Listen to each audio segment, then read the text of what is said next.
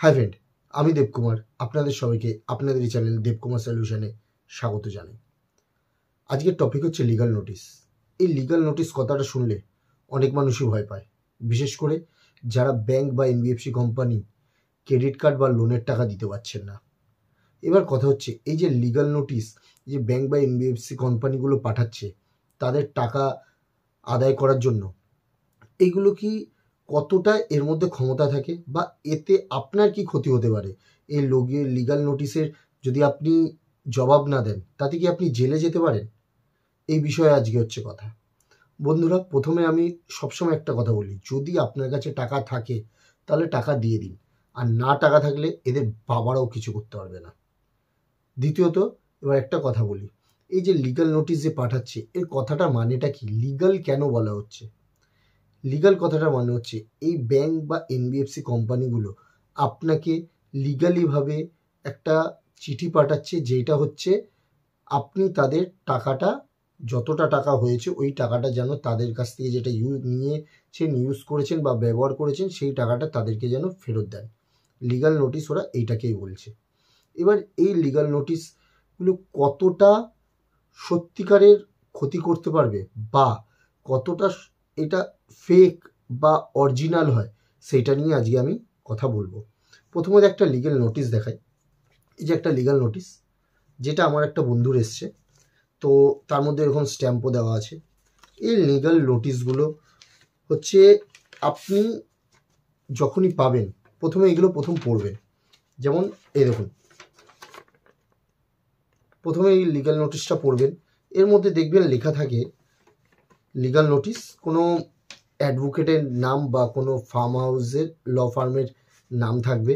এই লিগ্যাল নোটিশগুলো ল ফার্মের নাম দিয়ে যখনই আসবে, তখন আপনি এটা পড়বেন। পড়ে প্রথমেই দেখবেন আপনার নাম দেওয়া থাকবে, অ্যাড্রেস দেওয়া থাকবে। এরপর যেটা থাকছে সেটা হচ্ছে আপনি এর কাছ থেকে কত টাকা নিয়েছিলেন আর কত টাকা হয়েছে, টোটালটা লেখা থাকবে। কত টাকা আপনার কাছ থেকে ওরা আদায় করতে চাইছে।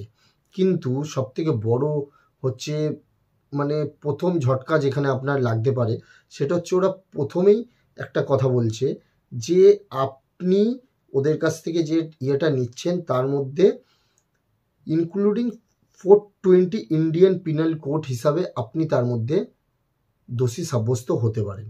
এটা ওরা প্রথম একটা কথা ওরা বলছে। এইবার আপনি যখন যে আরও একটু নিচে যাবেন, দেখবেন আবার বলছে 420 আইপিসি অ্যাক্টের প্রোটেকশান অনুযায়ী আপনি এটা ভুল করেছেন। তারপর বলছে আপনি যদি 7 দিনের মধ্যে এই নোটিশের কোনো রিপ্লাই না দেন বা টাকা জমা না করেন, তাহলে আপনি এই কেসের মধ্যে আপনাকে ওরা জড়িয়ে দেবে বা আপনার নামে 420 লাগিয়ে দেবে। নানা রকম ধারা আপনাকে বলবে যে লাগিয়ে দেবে। দিয়ে নিচে একটা ছোট্ট করে একটা নাম থাকবে, যেটা হচ্ছে এর সাথে আপনি কন্ট্যাক্ট করুন।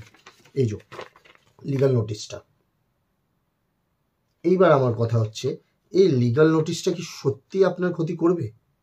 দেখুন, প্রথমত একটা কথা বলি, এই লিগাল নোটিশটা যদি আপনার ক্ষতি করারই থাকতো, তাহলে প্রথমত একটা কথা বলি, এই আমার যে বন্ধুটা, তাকে এই লিগাল নোটিশটা এসছে হচ্ছে 2023 সালে। 7 দিন নিশ্চয়ই 2 বছর আগে চলে গেছে, প্রথমত। দ্বিতীয়ত, এই যে নোটিশগুলো আসে, তার 99% ফেক নোটিশ আসে এই নোটিশের। এবার আপনি বলছেন ফেক নোটিশ, ওরে বাপরে, কোনো বড় অ্যাডভোকেট বা কখনো কখনো স্ট্যাম্প করা থাকে হচ্ছে অ্যাডভোকেটের। এই নোটিশগুলো পুরোটাই এডিটিং করে, যতটা পারে ল ফার্মগুলো থেকে একটা নোটিশ নেয়, আর বাকিগুলো এডিটিং করে যতটা পারে ওরা আপনাকে এই সামান্য কিছু টাকার বিনিময়ে স্ট্যাম্প করে পাঠিয়ে দিচ্ছে, যাতে আপনি ভয় পেয়ে টাকাটা দিয়ে দেন, ফার্স্ট। দ্বিতীয়ত হচ্ছে, এই ক্রেডিট কার্ড আপনি যে নিয়েছিলেন, এতে আপনার কি ধারা লাগতে পারে আপনি কি জানেন? প্রথমত বলি, ক্রেডিট কার্ড হচ্ছে আনসিকিউর লোন, বা যে কোনো লোন নিচ্ছেন আপনি, যাতে কোনো জায়গা জমি বন্ধক রাখছেন না, গয়না বন্ধক দিচ্ছেন না, যেটাতে আপনি কিছু বন্ধক দিয়ে টাকা নিচ্ছেন না, সেগুলোকে আনসিকিউর লোন বলে। আর এই আনসিকিউর লোনে ওরা একটা উকড়াতে পারবে না, এমনিতেই কিছুই করতে পারে না ওরা।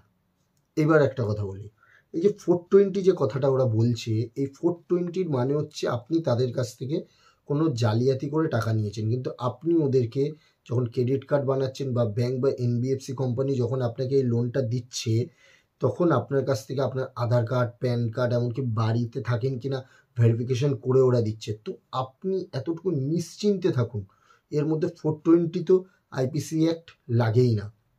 তো কি হয়, যদি লোন হয় ম্যাক্সিমাম সেকশন 25 লাগতে পারে, যেটা হচ্ছে ইসিএস বাউন্স, সেইটা আপনার একদম নন বেলেবল অফেন্স, আপনি যাবেন সাথে সাথে আপনার বেল হয়ে যায়।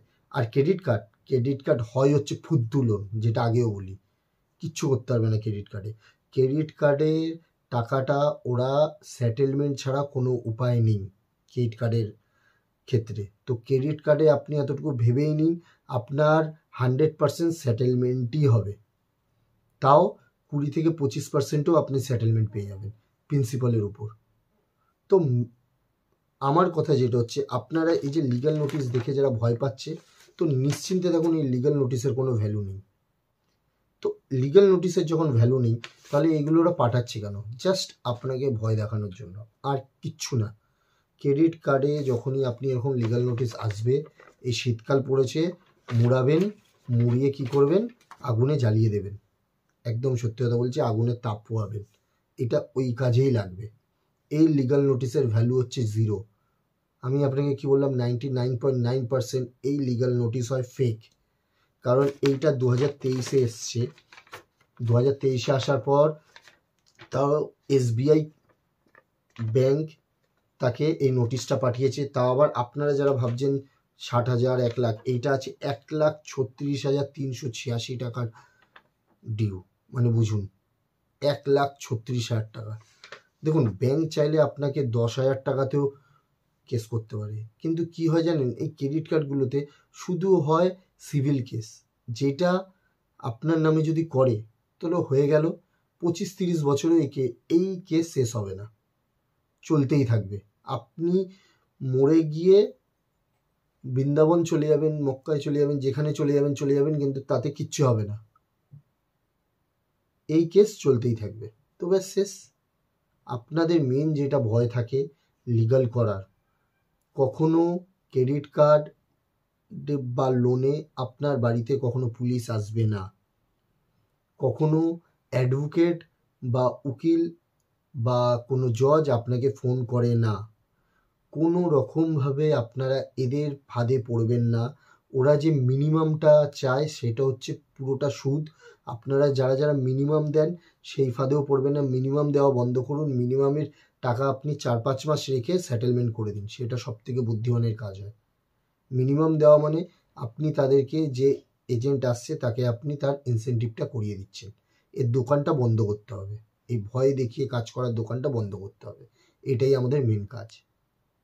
তো বন্ধুরা, ভয় একদম পাবেন না, সংবিধান আপনার সাথে আছে, দেবকুমার সলিউশন আপনার সাথে আছে।